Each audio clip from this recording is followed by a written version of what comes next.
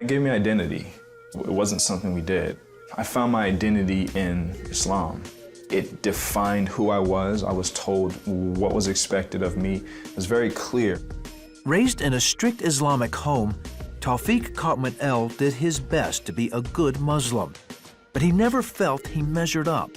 I remember looking up to the sky as a child and just feeling like I was never doing it right. I wasn't praying the right way. I didn't know all of the verses to the surahs and the prayers that we were supposed to be praying. And this is who I am. Like, if this defines who I am and I'm not doing it right, then who am I? What am I?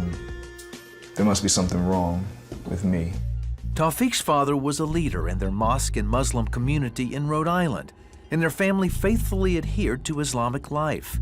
But his mother, Davida, began seeing another side of Islam that disturbed her: the senseless murders of innocent people by radical Muslim terrorists. One day I was walking down the street, and I was thinking about how much I looked like to anyone who didn't know me, that I could be a terrorist. And I had a hard time squashing a fly. And so that bothered me. I was just very unhappy, uncomfortable, and I just wanted a change.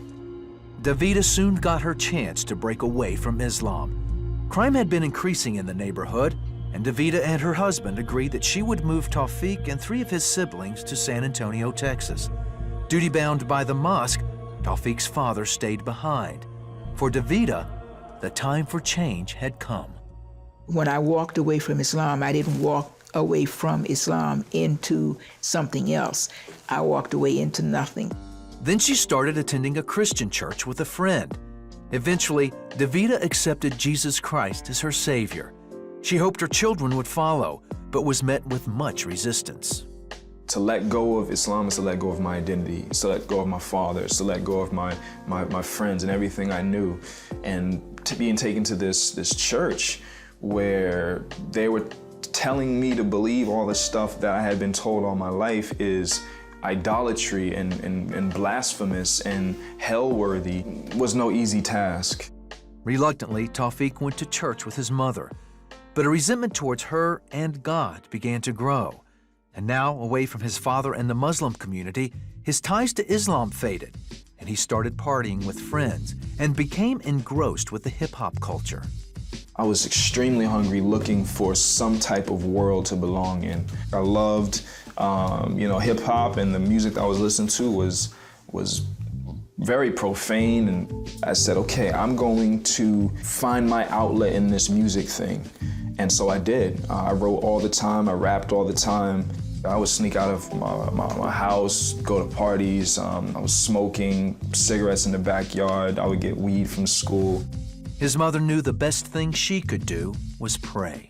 Not only praying myself for him, but praying with others for him, and just trusting and believing God every step of the way. I wanted to chase my sin, and she was very intentional about blocking me as much as she could, and so I went around her. Tawfiq eventually moved in with a cousin and began selling drugs, but even then, his mother never gave up on him. I'm high all the time. My mother was still taking me to the church, still being there for me, still having an ear. I mean, she's walked with me through this whole thing. When his cousin heard that Tawfiq had been attending a Christian church, he kicked him out. No money, no food, no prospect, no hope. And at this time, I was extremely depressed. I had nothing, no identity. Completely out of options, he called on the one he had been avoiding. I just said, God, like, I don't know who you are, but like, I need your help. I need something here. His answer would soon come. He got a job working at a Christian conference in Chicago, where the hip-hop group Cross Movement was performing. The music got his attention, but when the lead singer presented the gospel of Jesus, Tawfiq was captivated.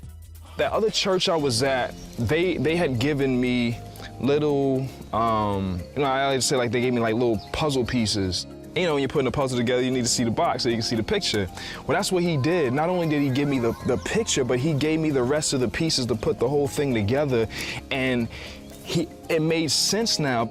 After the concert, Tawfiq went to speak to him. He just pressed me and said, you need to examine Jesus Christ and who he is. I challenge you to look into him and see why he's so amazing, so beautiful, and why Islam doesn't even compare. He took him up on his challenge and began studying about Jesus. Tawfiq says that as he did, he couldn't escape the truth. So he asked God to forgive him and accepted Jesus Christ as his Savior. I fell on my knees and I called out to him and said, I've been living a lie. I've been fake this whole time. I didn't know you, but now I want to know you. I want to know this God that people have been preaching to me about. I want to know Jesus. Tawfiq says that in Jesus Christ, he finally found his true identity. Over the years, he's learned more and more about the love of God and now shares that with his wife, Michelle, his children, and his mom. I am so grateful for what God has done in his life and is doing in his life, what he's allowing God to do in his life, what I'm seeing in his family, with him as a husband, as a father. He's a mighty man of God. He really is. Although I was an enemy of him, he saw fit to love me and send his son to die for me, to wash my sins away, that I don't have to face his wrath. I'm gonna have eternity, and I'm gonna be able to be with him forever. I am thankful to be a recipient of grace, to be a vessel of mercy. I'm thankful to be saved.